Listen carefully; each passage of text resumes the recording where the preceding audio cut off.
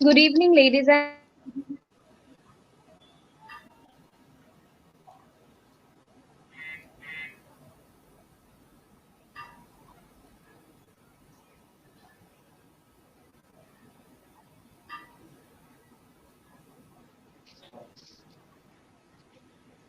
Good evening, ladies and gentlemen.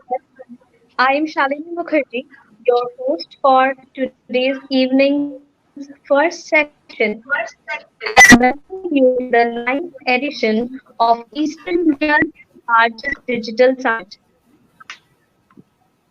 E-Engage 2020.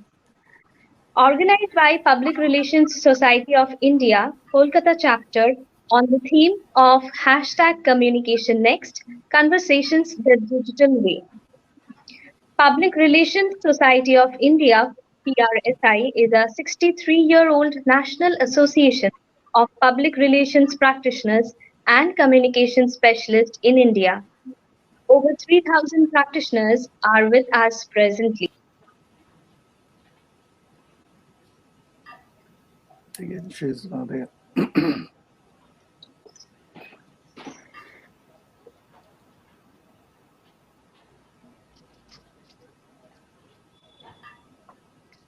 We sincerely hope you are enjoying our conference in the VR platform on Engage PRSI, engage.prsi.org.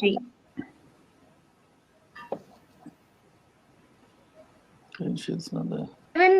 7 speakers who are deliberating on developments in the industry through various panel discussions and opportunities in shaping the strategies in future communications, reputation management, and technical innovations.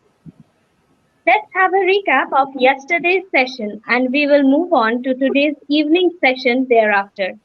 Technology and communication tomorrow. Good evening. Good evening, ladies and gentlemen. I have the pleasure to welcome you to the ninth edition of Eastern India's largest digital summit, as we know it, E-Engage 2020. So let's have an experience of a virtual lamp lighting ceremony.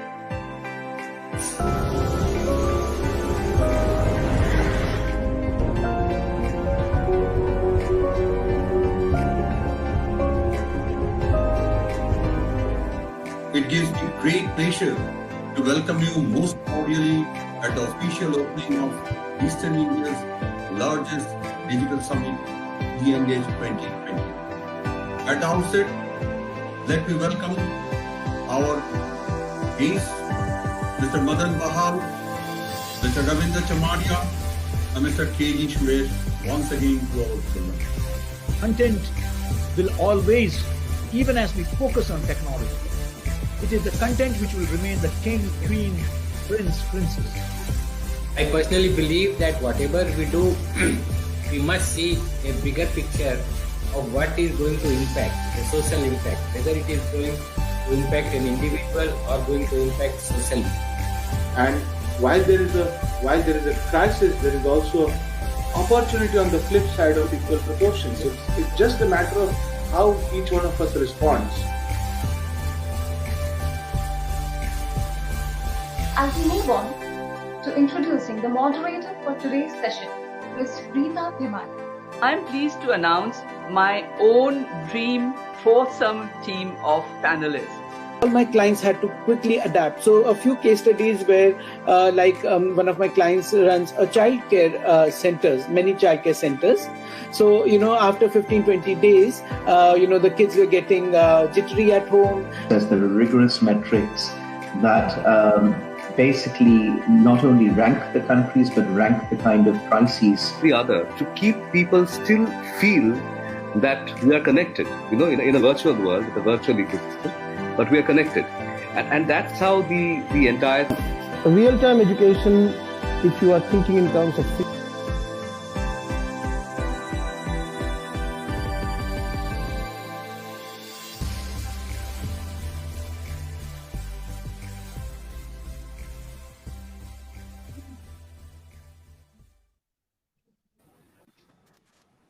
The topic for tonight's first panel discussion is technology and communication tomorrow. Technology advancement is reshaping our lives. It is an enabler, but is also creating a huge digital divide.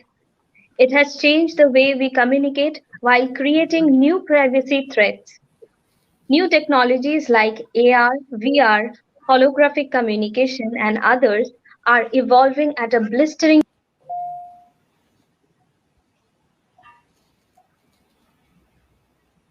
of the immense possibilities that lie ahead. Only time will tell. Now, I would like to call on our moderator of this session, Professor Shomir Mukherjee. He is the head of the Department of Emerging Technology, an eminent personality in this field. Professor Mukherjee is the founder and creative technologist of VR AR Academia India. He is the ambassador of World VR Forum, Geneva, director of International VR Foundation, Beijing, China, and chapter president, AR-VRA USA. Mr. Professor Shomir Mukherjee.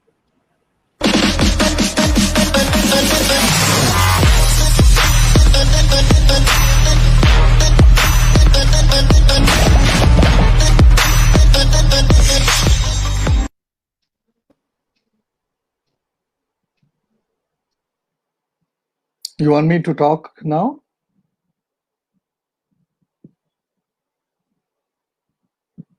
I think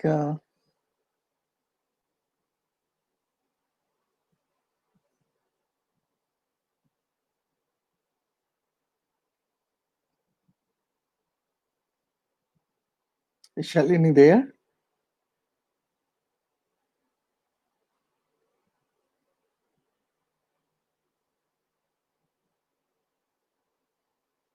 What should we do? Let me start then.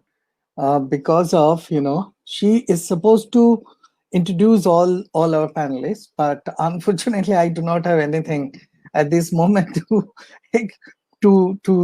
tell you about the other panelists. I know you people, so I can give something. I think this is much better way to start this.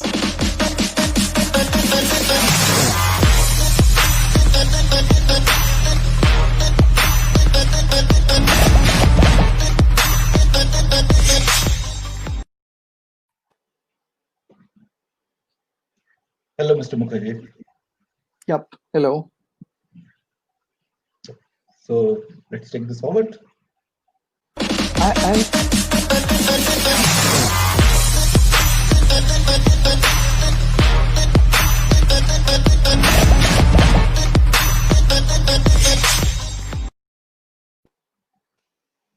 Hi, my name is Akash, and I work with EC Council, the certification body in cybersecurity. Hi.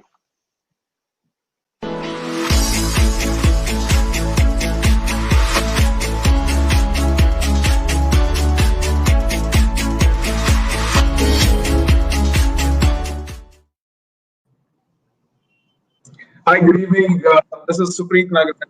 I work for India as head of education. Good to see you all.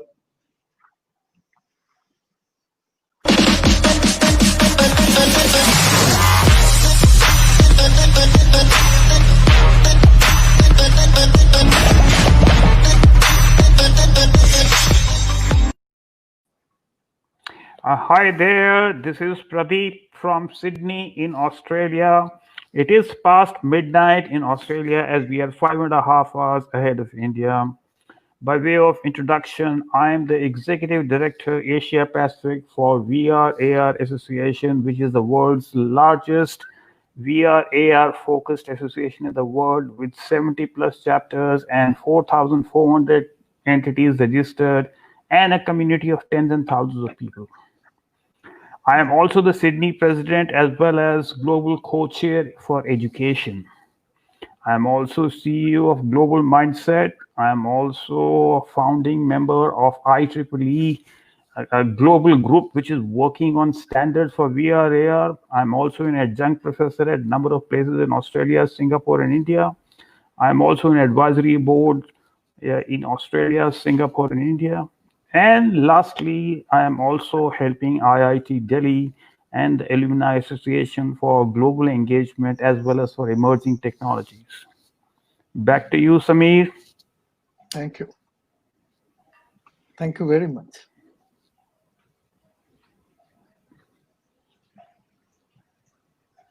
Is that over? I believe everybody else has given the introduction, so I'll just I give a think brief so. introduction of myself. So my name is Ankit Lal, and I'm a social media campaign evangelist. I have also authored a book called India Social, which came out in 2017, which talks about various campaigns which happen in India and which originated through social media. And I've been a social media activist since 2011. I was part of India Against Corruption. I headed their social media. I had headed social media for the Aam Aadmi Party for 10 years. Then now I have my own firm through which I provide political consultancy. End-to-end campaign consultancy is what I work on, and emerging technologies is always an interest. I have spoken at Harvard, Michigan, CII, multiple other places. So this is another interesting platform to be part of, especially in the post-COVID scenario. Thank you, Mr. Dr. Lal. Mukherjee. Thank you, Mr. Lal. I think that Shalini probably she got a huge bandwidth problem, and let's start it. Shalini, in any case, thank you very much for introducing us. You can hear me, no? No problem. Hello? Yeah. It's okay. We are all, okay. yeah. So, good evening, gentlemen and ladies. And I'm welcoming, because I'm their PRSI Life member, I'm welcoming to the eEngage 2020 conference on the very interesting topic that technology and communication for tomorrow. I mean, basically this is hashtag tomorrow's technology, or technology tomorrow, or communication tomorrow. So that is the main issue of this subject. Before that, let me thanks to PRSI also to organize this kind of a show. It's pretty interesting. And every year we are participating, and so many people are coming. It's seriously good one. I'm also thankful to all honorable members, especially our very own chairman, Sri Mahapatra. I'm also thankful to the industry colleagues and friends, especially my very dear students and interns. Also, a very special thanks to the team VR Air Academia who developed this wonderful VR walkthrough. I will request all the speakers to watch it, and they make it run seamlessly from yesterday, and they finish it up within a very short span of time. Now we are going to the panel section. The broad outline of the panel is that in new normal situation, what should you do? What is the job market of the? Okay, we are discussing about the hashtag technology tomorrow. But what is the job market of technology tomorrow? The programs, skill requirements for tomorrow. Burning issues is the compliance. Now, government initiative with respect to the policy and the future technology. How industry is preparing in the capacity building. And last of all, that we got a huge shortage of skills. What should we do for that? So with this note, means this is the more or less our question frame. I'm just going to Mr.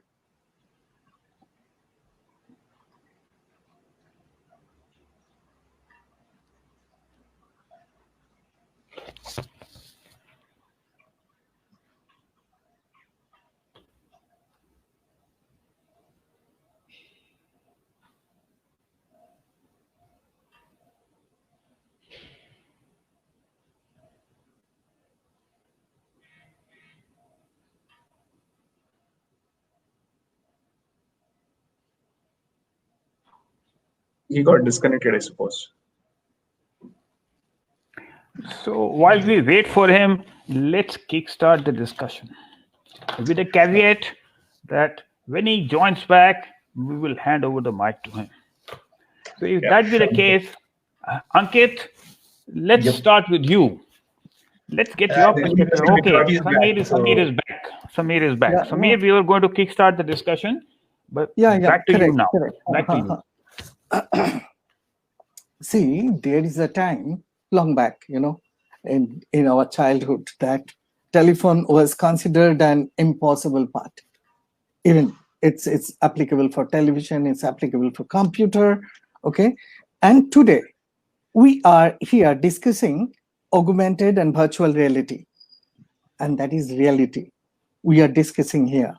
Okay, this conference stands testimony to that communications is a key to the progress.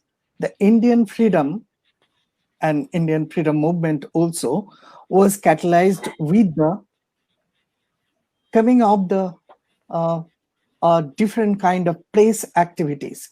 Social media has changed existing socio-political structure with the Me Too movement, with the Black Lives Matter. The communication, again, I repeat, as what we takes us forward, and communication is grounded in the technological achievements. This panel today has a people who have worked to either build this in this new technology, or they are the pioneer in the communicating possibilities of the new technologies.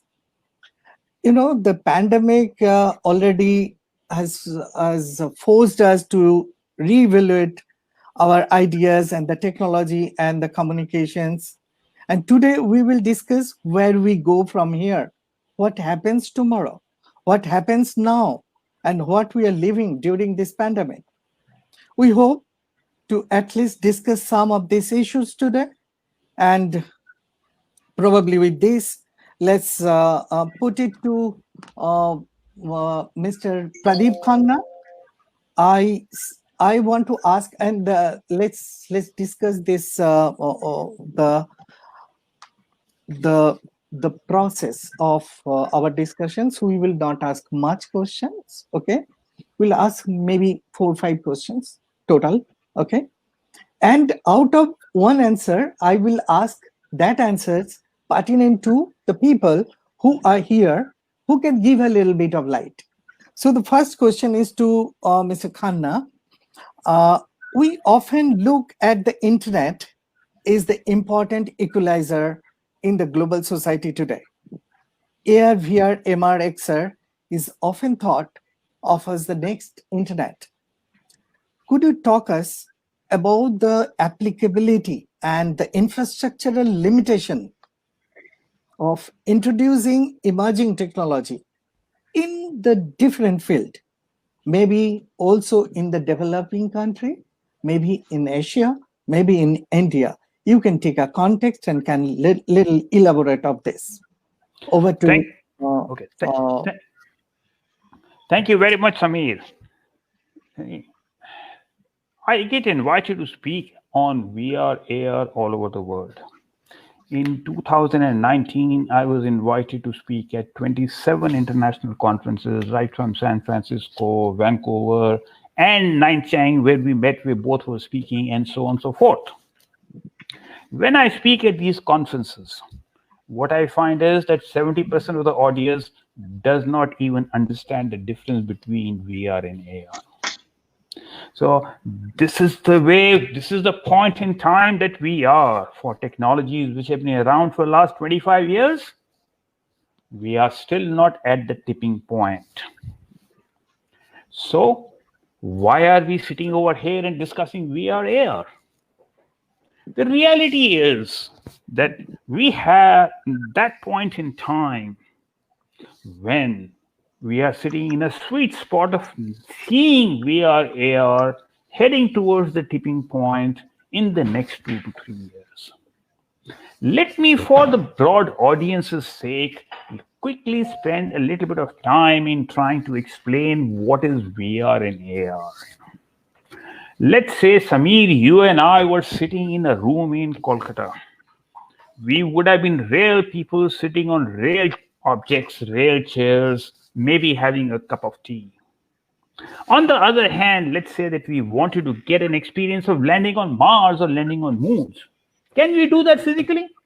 No, we can't unless we are Elon Musk. But we are not Elon Musk. So how do we get that experience? We create a new environment, a digital environment. And we create a digital experience. For something which is difficult to create, which is expensive to create, is risky to create. And as we go from the real world, which we said initially that, let's say hypothetically we are sitting in court, to the virtual world, let's say, which is having an experience of landing on Mars or Moon, we go down the path of adding digital objects.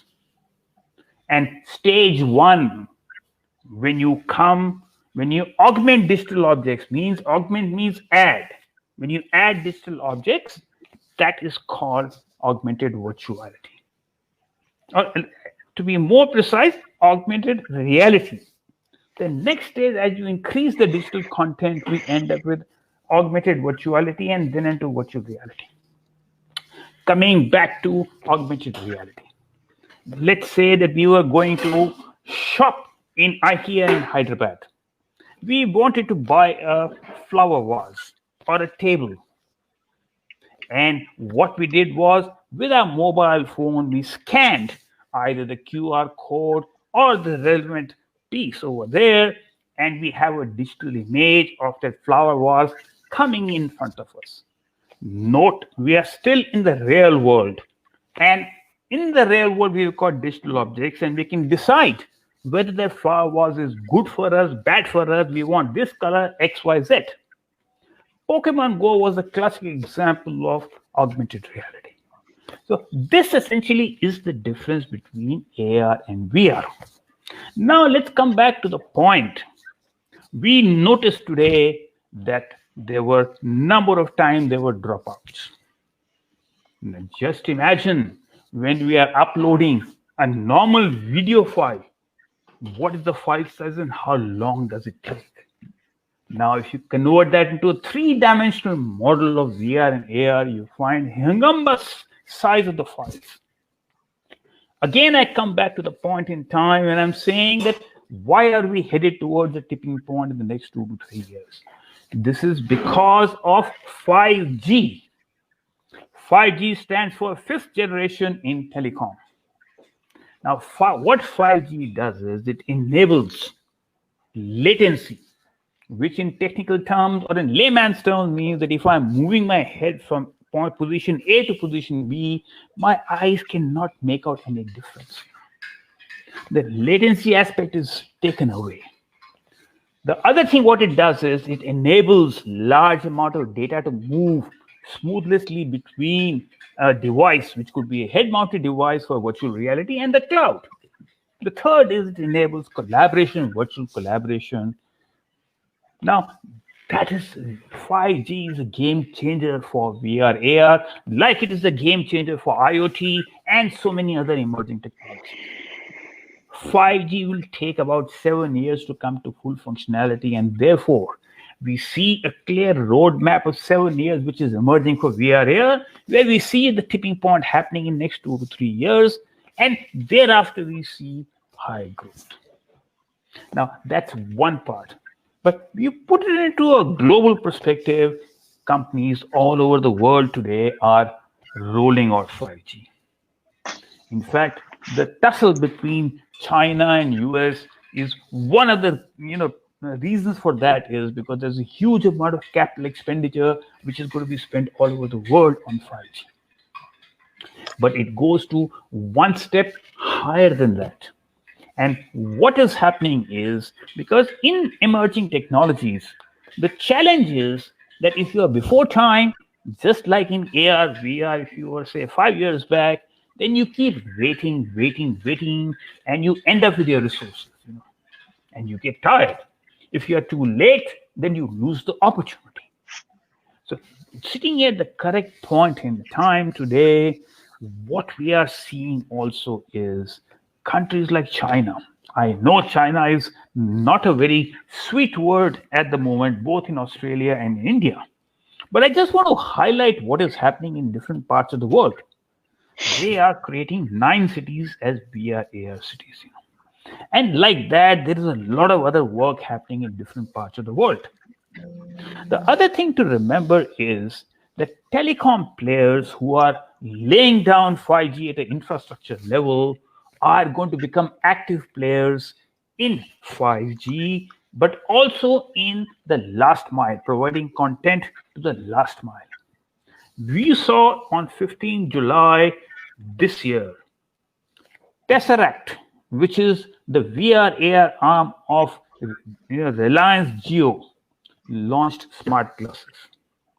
Now, once Tesseract or Reliance Jio, which has 400 million subscribers, launches smart glasses, what does that mean? That means that Airtel and Vodafone have to follow suit.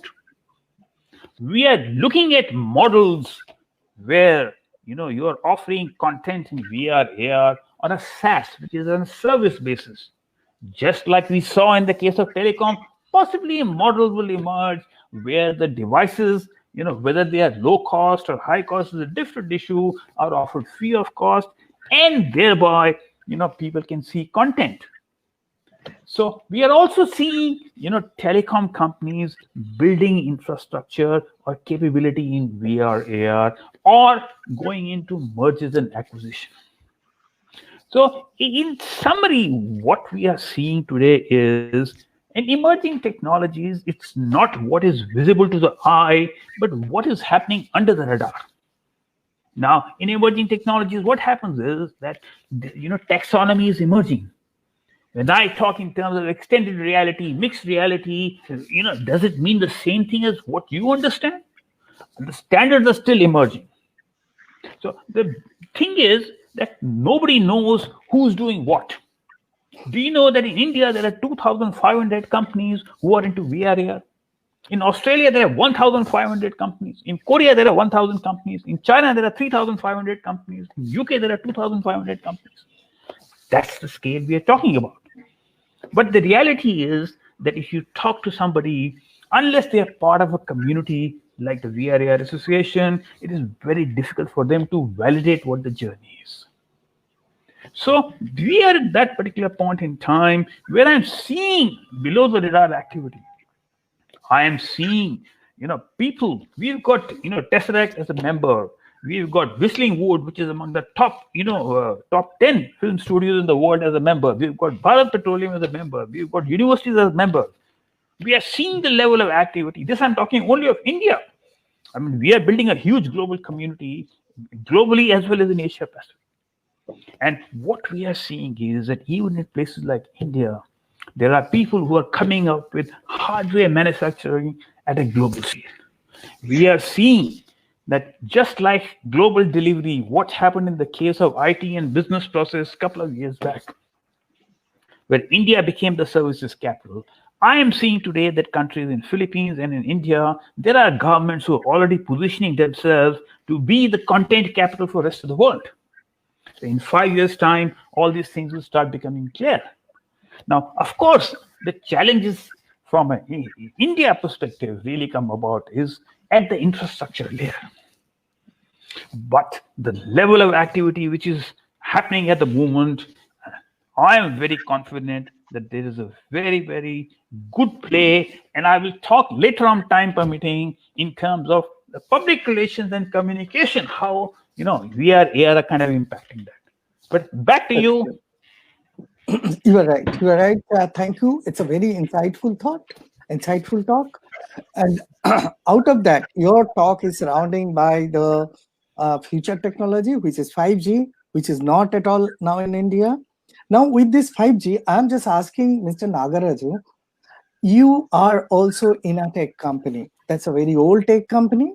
And that 3A company, that Apple, Avid, and Adobe. Okay. Now, my question to you, that you are also depend on 5G, or you got a different plan for the future? Because of what he said, he is apprehending that it will take another 4 or 5 years. But my assumption is that probably it will take another 10 years to get 5G, because our country is very big. Look, we are doing a virtual conference with so many people. He is from Australia, other people from different states and all this, but still there is a huge bandwidth problem. Sure. This is 4G. So my question is to you, you are also heading to where? The creative market, the content market. Then what we'll do after that, we will conclude that exactly what is the direction, where Yeah. we are going. Okay, over to you. Yeah, sure. So first things first, thank you, PRSI, for having me here. Second most important point here is the fact that experiences matter, right? All that matters at the end of the day is experiences. We as Indians, and different parts of the world as citizens have adapted ourselves to the current circumstances. And I'm not answering this as a technologist. I'm answering this as a general human behavior. Let's take a step back and think about what each one of us are doing currently. We're adapting, condensing ourselves to the current circumstances. Does the bandwidth matter? Yes, it does matter. Do we need a 6-lane super express highway to travel from Kashmir to Kanyakumari? Answer is yes. But is it practically doable within a function of time? Maybe yes, maybe no.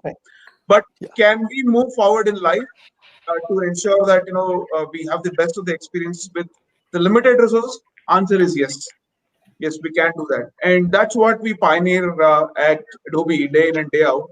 And as we speak, I think yesterday our financial results were out globally, and what we realized was, despite being pandemic, the entire globe, whether it is consumer market across different industry verticals, whether it is government, which is delivering citizen services, or whether it is the enterprises who are actually jumping into ensuring that there's a B2B and B2I businesses moving to the next experience, is focusing heavily on content creation as the fundamental way to create meaningful experiences. Now, there are different ways by which people consume, and one of the most powerful way today, people do consume, content, is through the XR route, which is the combination of the overarching umbrella conversation that we are having on AR, VR, MR, XR. Now, what is doable? Yes, there are limitations from a tech standpoint. What is doable is definitely the fact that everybody wants to touch and feel a product or a service today, right? And if I were to go back in time, pre-COVID, what we've realized is that, despite of 3G scenario being there as well, and I was looking at some statistics a few days ago, was trying to make a recommendation to one of the ministry from, as I sit on the FICCI Higher Education Task Force as well. The top skills in demand today, from a demand and supply of industry needs versus the talent available. The top 5 in the world is primarily AR and VR. Not today. It has been there for the last 3 years almost. And people have already been going ahead creating content of different formats, whether it is gaming content, whether it is content for OTT channels as an area, whether you would want to look at content being created primarily using products like Substance, which Adobe has now acquired, or whether it is one of the latest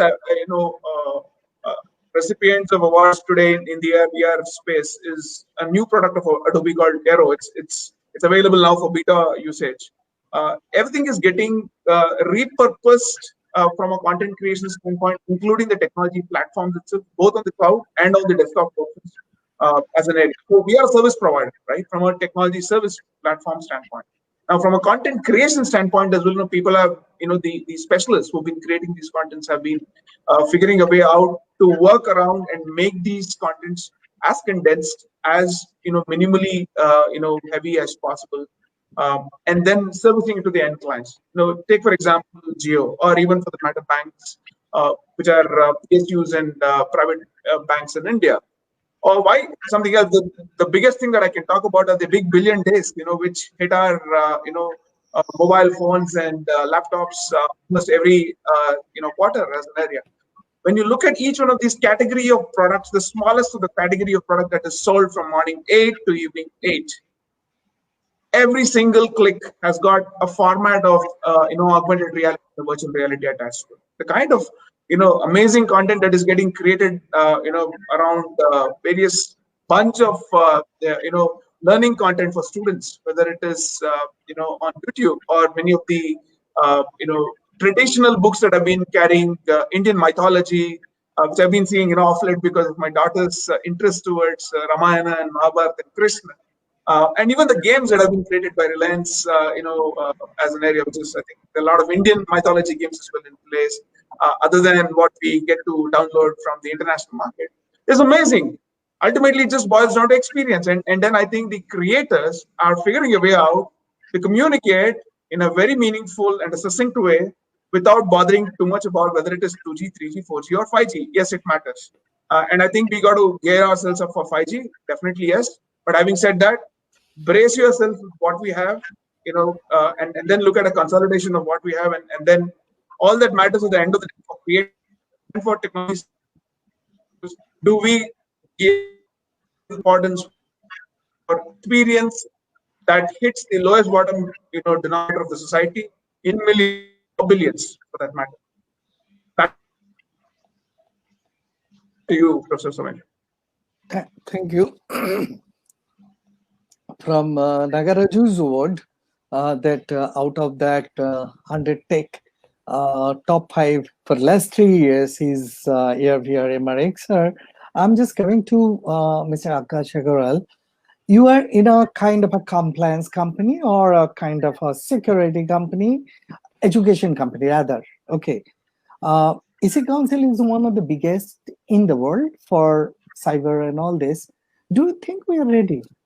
Do you think that 5G, do you think that IoT, all these IoT devices and the security and the future tech and all this, whatever we are discussing, do you think we are ready, or what is the future?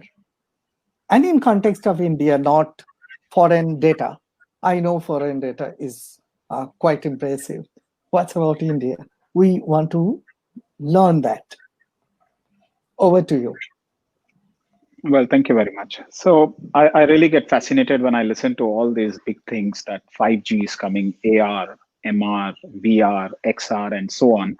But I read it when I was very young. I mean, when I just started my job around 94, 96, there was this book which talked about that there would be cities with 300 stories and people would stop going out because the world will become more populated, and, people will interact through something called internet. And we'll be talking like this. So that book had spoken about this almost 25, 30 years ago. And look at it, we're doing that. So whatever you're saying, were we ready at that point in time, or are we ready today? We will never be ready, or it will never be enough. So the biggest problem that we have is that when we talk about technology, like for instance, each one of us is sitting at home or some of the office which is not your regular office thanks to this pandemic. Is this the last pandemic? No. Be ready for the next one. So petrol prices are already touching almost 90, 100. Is it safe to travel these days physically? No, it is not safe to travel. Is it economical to travel these days? No, it is not economical to travel these days. So what are we going to do in future? What am I going to do with my team, which manages the business of EC Council? We are going to manage the way I'm talking to you right now. And thanks to the likes of Pradeep and Supreet, who are working on AR, MR, etc., who are going to make this technology and availability of it easy so that I could exchange notes the way I used to do physically. The point I'm trying to make here is, and what the question that you asked is, are we ready? Please understand, all of us are using mobile phones today, but are we eligible to use our mobile phones? I'm sorry, but 90% or maybe more of us are not eligible. We should be snatched. The mobile phone should be taken away from us unless you receive a license to use the mobile phone. You use driving licenses, right? So please stop using mobile phones unless you get a license for that, or any other device. You're using your iPads or laptops, etc., over the internet, and God knows what all technologies that Pradeep is going to bring in, the AR, MR, etc. Then do you have the license to use it? Because all these malwares and malicious softwares that we are talking about are going to take away this. So we've talked enough. Pandemic has seen how we are interacting virtually. So I think the biggest challenge is the awareness about usage of this, how to use these computing device, whether it is mobile phone, laptop, server, or whatever devices that we are talking on this call. Now imagine this. Pradeep was mentioning about Geo, and I was reading somewhere that there are 300 million or 30 crores of users are still in the 2G era. 2G era, who are not transferring data, right? We all love PUBG. Fortunately for me, but it is off now. But imagine we are all going to get into all those gamings. Imagine these 30 crore people plus the rest of us will get to 5G directly next year, because I heard someone announcing it that the 5G instruments are going to be just 5,000 rupees. So the entire Indian population of 100 crores would get to 5G, and imagine the kind of data we'll be transferring. Till very recently, we were doing TikToking more than anything else. How safe, how secure is it? So when you're TikToking, you don't know which server is it going to, what are you using? Now you can be a corporate honcho doing that TikTok, watching that Facebook video, etc. Are you sure it is secure? So should you be allowed to use that mobile phone is what my problem is. So while I love this thing, that I'm sitting at my father's place here in Madhya Pradesh, in northern part of it near Gwalior. My usual workplace is Hyderabad, and I can communicate with you wherever I want. So while I'm loving this part of it, but I'm really scared. I have sleepless night when I think about how am I going to make the entire population using any kind of computing device use it more securely. And when I hear that all these 100 crores people would go into use 5G, it makes me even more jittery. So I think we should all wake up, and when we use our mobile phones next, we should be aware and be very, very careful that should we press that button, should we press on that link or not. So Samir, over to you, but that's what my fear is now. Thank you. Very, very interesting discussions. I seriously love it. Now I'll go to the most colorful speaker of our panel, because of all of the three speakers, I know them very well for a long time.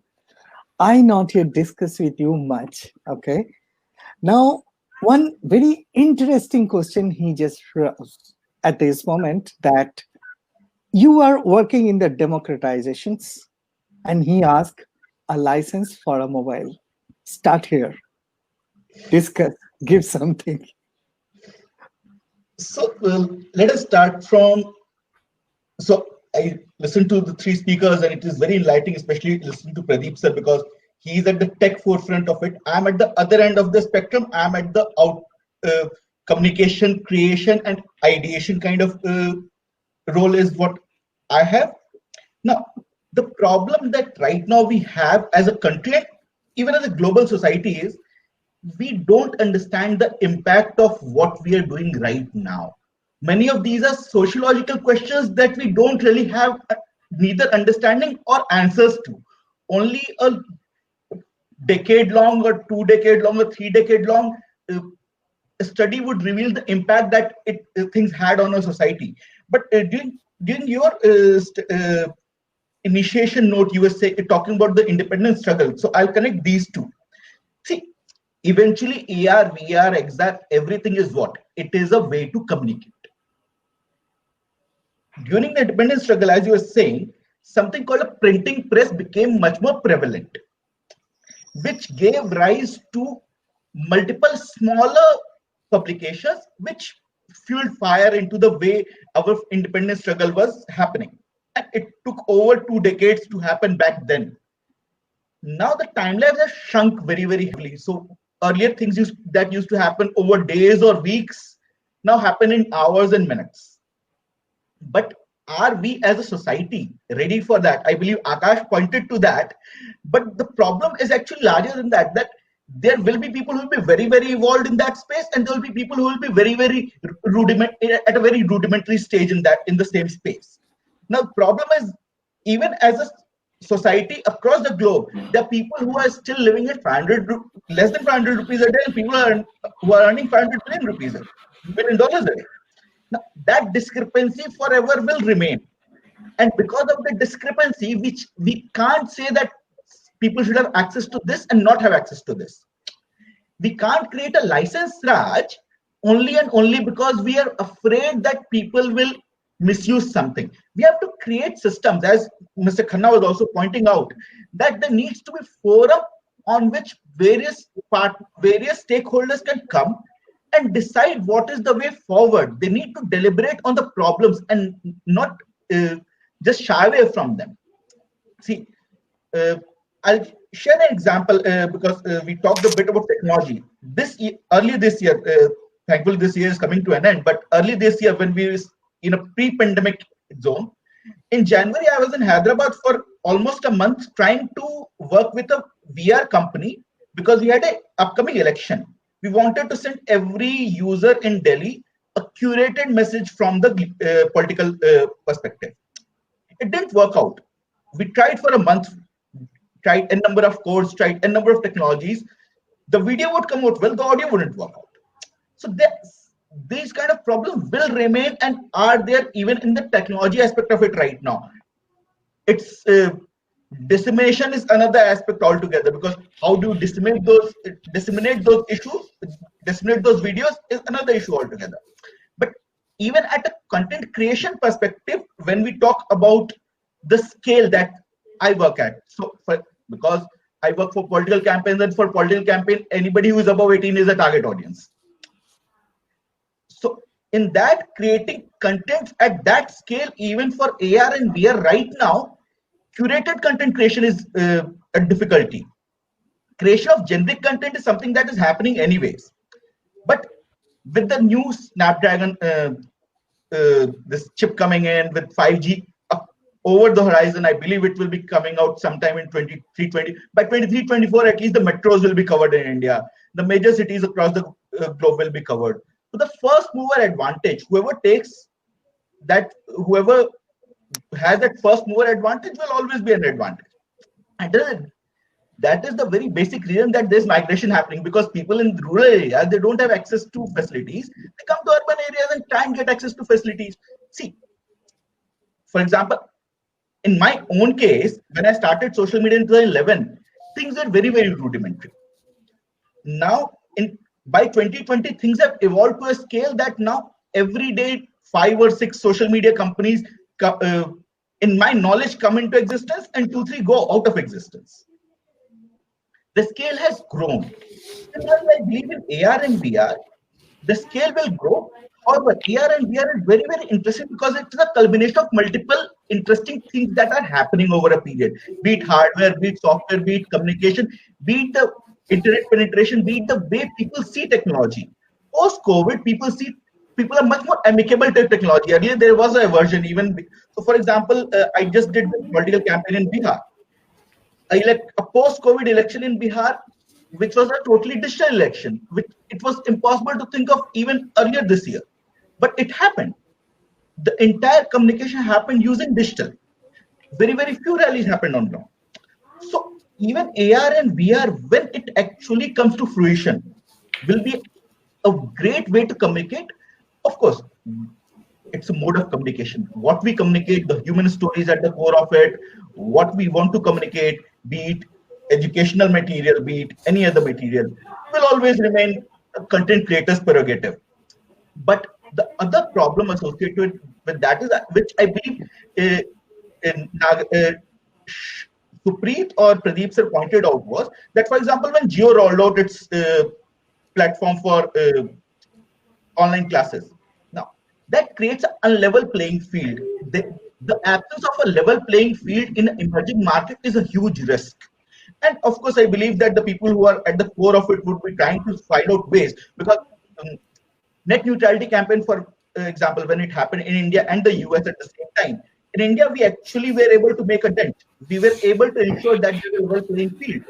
Whether we are able to do that with VR, let's see. So, Mr. Mukherjee, I believe I'll pass on the. Great, but what I'll do, I will ask Akash what he raised, that his video and other problematic things. Do you think that we can control it in future? Why to control it? Will not. Yeah. Why do you want to control it? Do you think that it's in the right direction? No, I mean, I don't understand. What do you mean by control it? Basically, see, the news, all the news, whatever we have nowadays, more or less are not news. It's a paid news. We so-called, use this word that fake news. I don't believe that there is any fake news. Okay, that is not news. Okay, so what he said, that video is also giving a kind of a fake news. So how to combat this? How to mitigate this? Do you think that we'll mitigate in the future?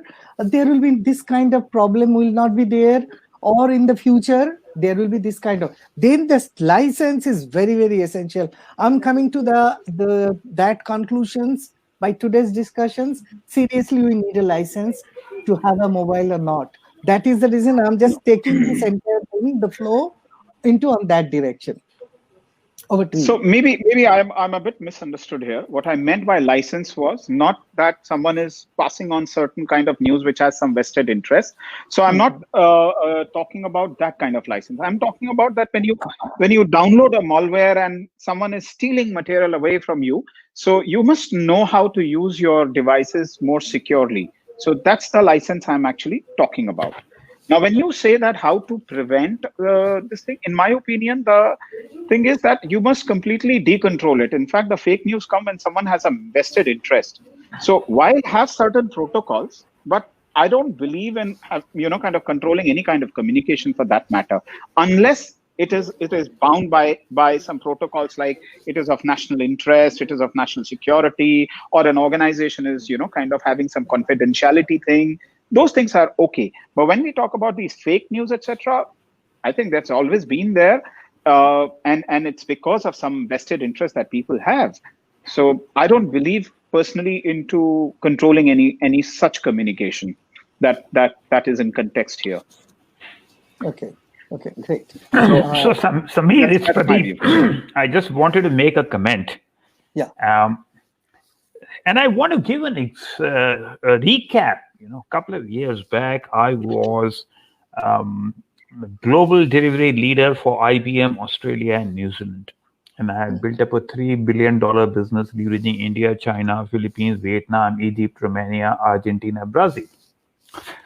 Once I was being interviewed by ABC TV.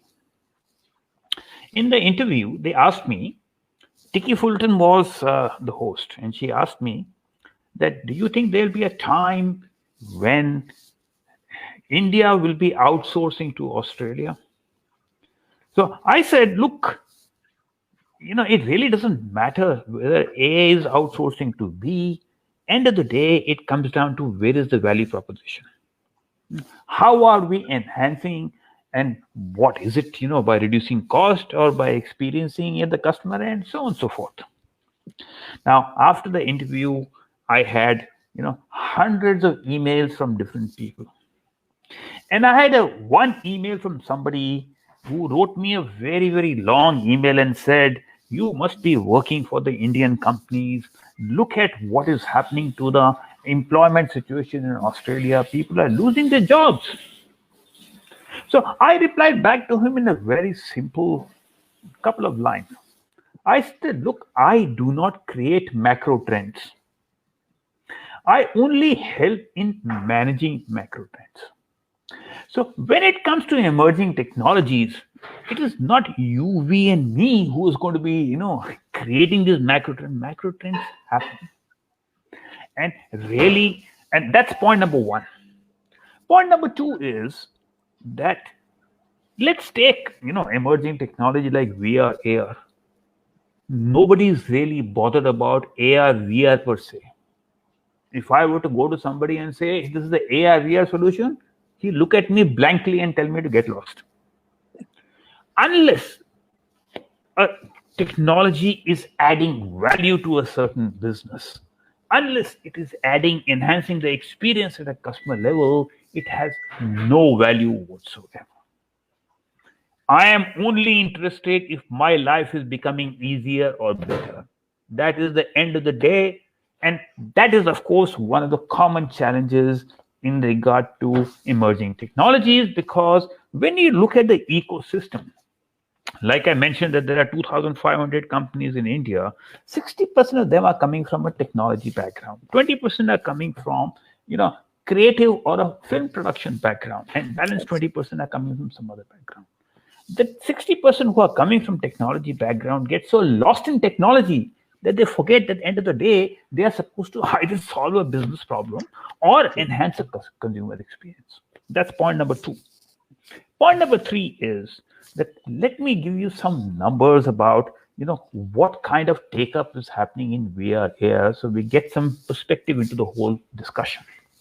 Number 1 industry in take-up of VR AR globally is gaming and entertainment.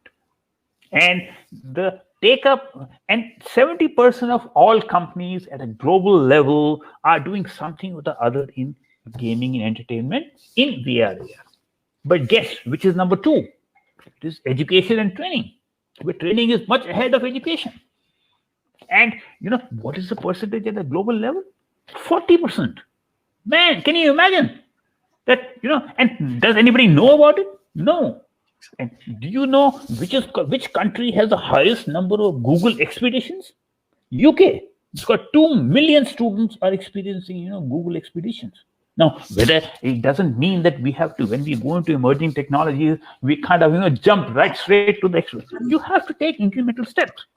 Number 3 industry is health. Number 4 is real estate, construction, architecture. Then you've got defense, mining, travel, tourism, automobile, aeronautical, and so on and so forth.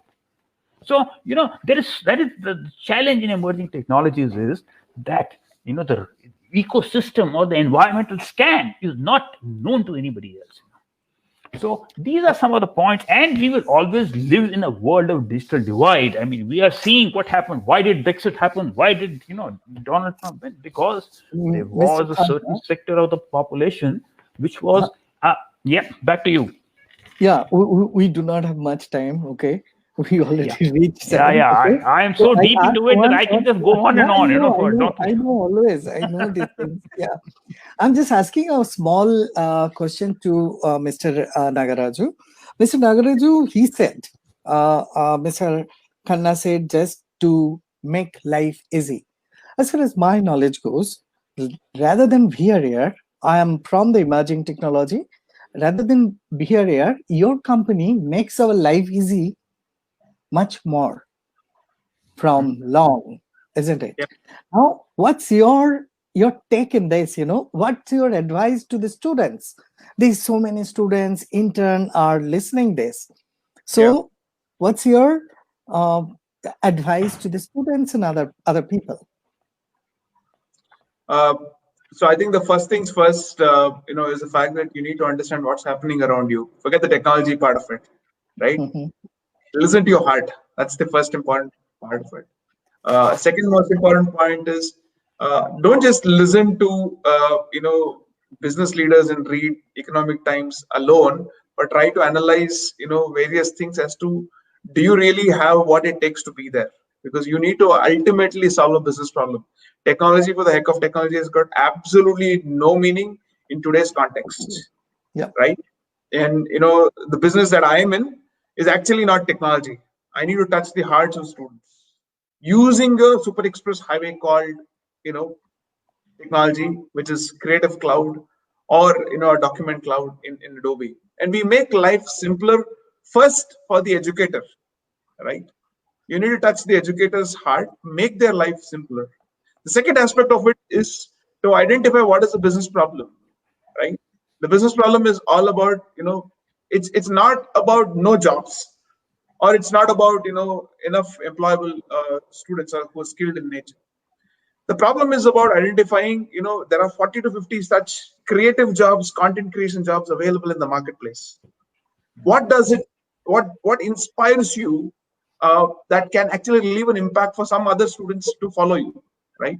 If you look at the world today from a content creation standpoint, it's broadly simplified into three buckets: design, web technologies, and video, which of course AR, VR, XR is a subset of this whole thing.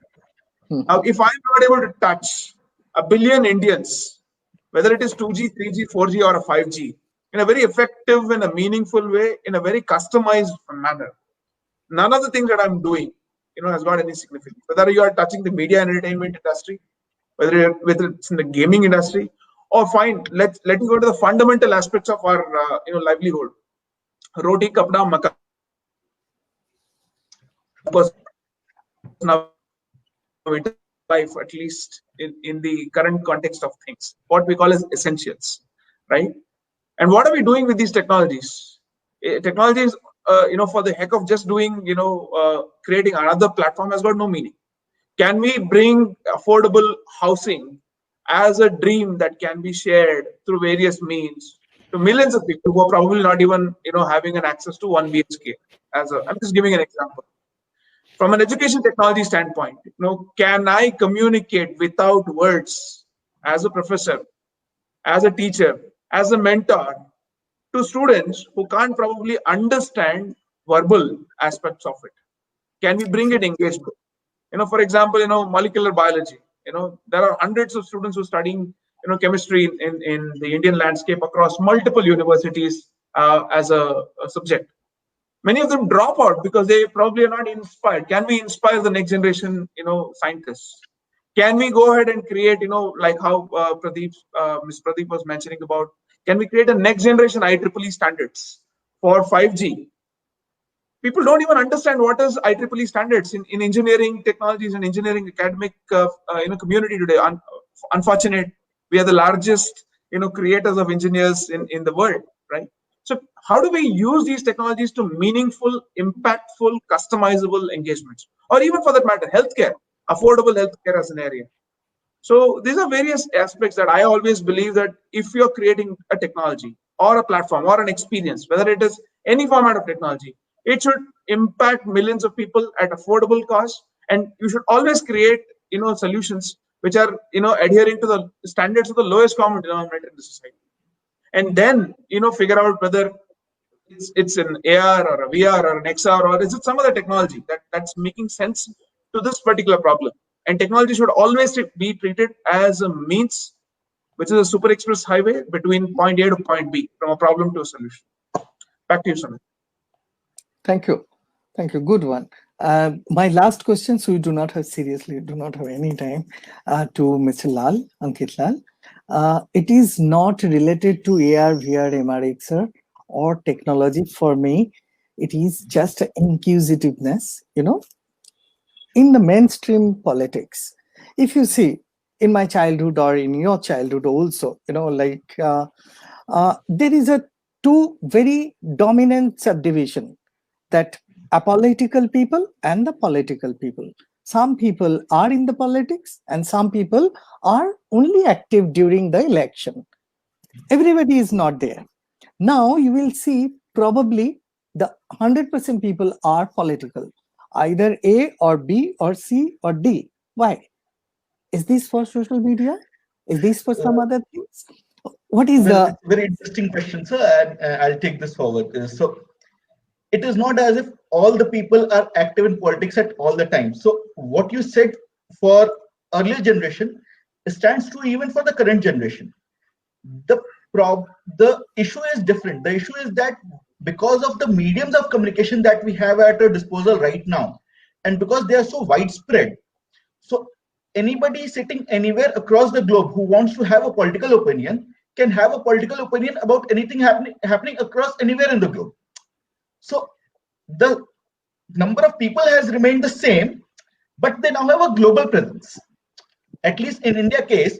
So for example, if something happened in somewhere in UP, anybody sitting in Hyderabad or Mumbai or Chennai or Patna can have an opinion about it and is free to express that opinion.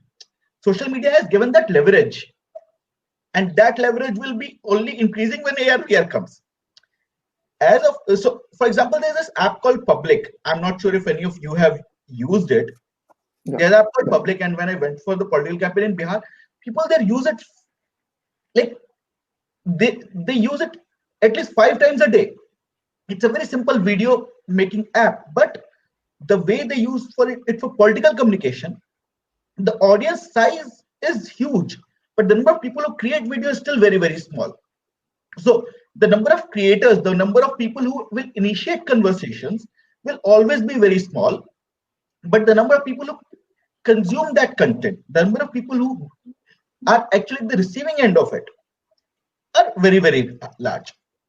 So again, coming back to the question, it's not as if the number of people has increased. Awareness might have increased a bit. Technology percolation has gone exponentially high.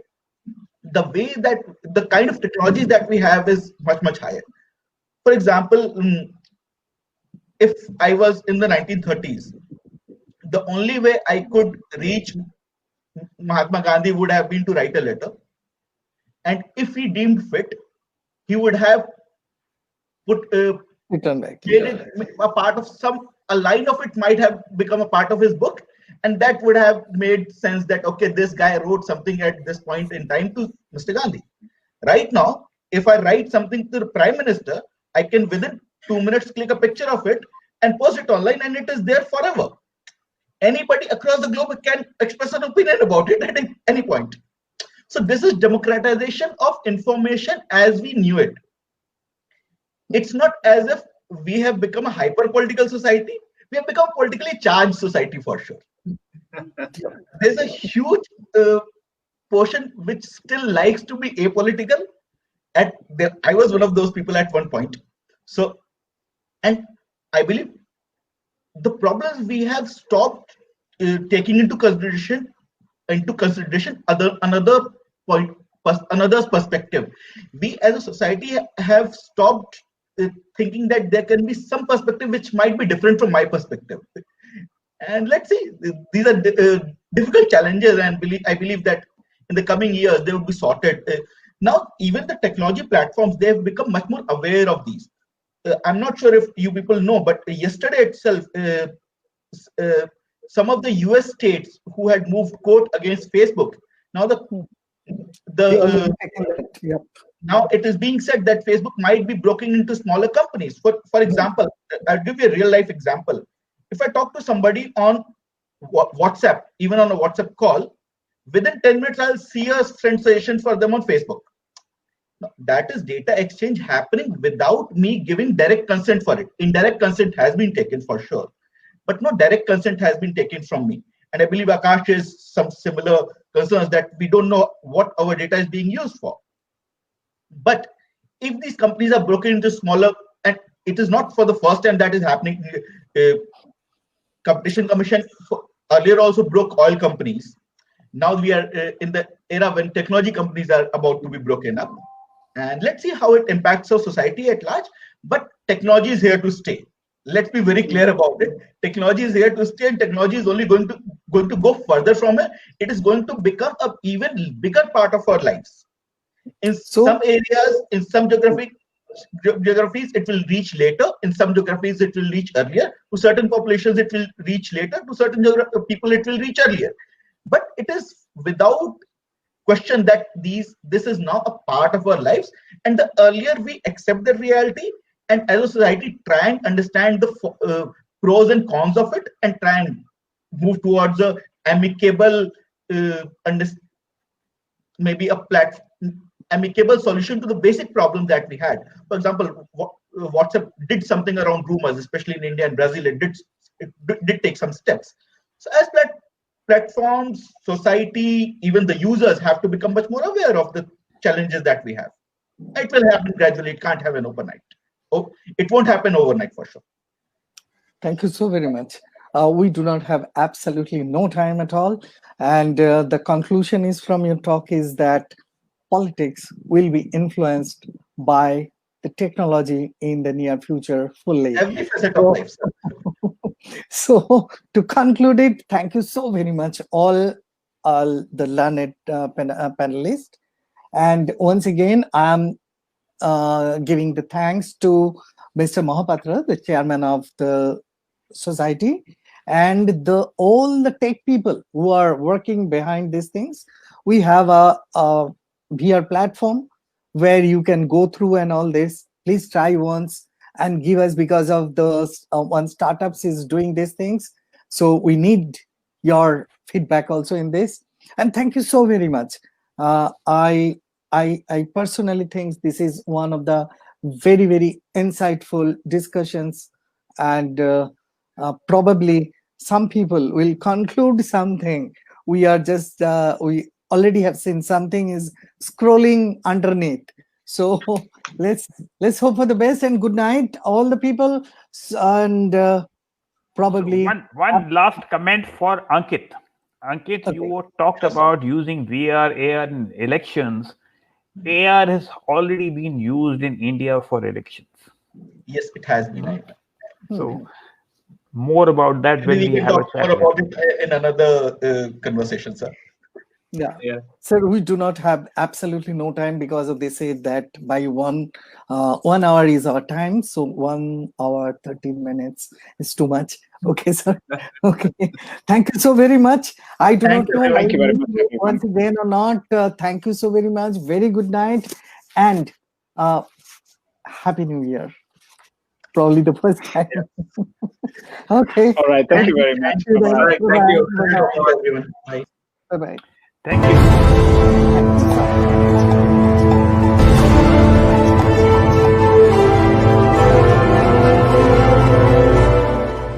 ভালো রোজগার, কাজের স্বীকৃতি, স্বপ্নের চাকরি, এগুলোর জন্য কি শুধুই কঠোর পরিশ্রম যথেষ্ট? না, এটা পড়াশোনা এবং প্রফেশনাল ট্রেনিং এর একটা কম্বিনেশন।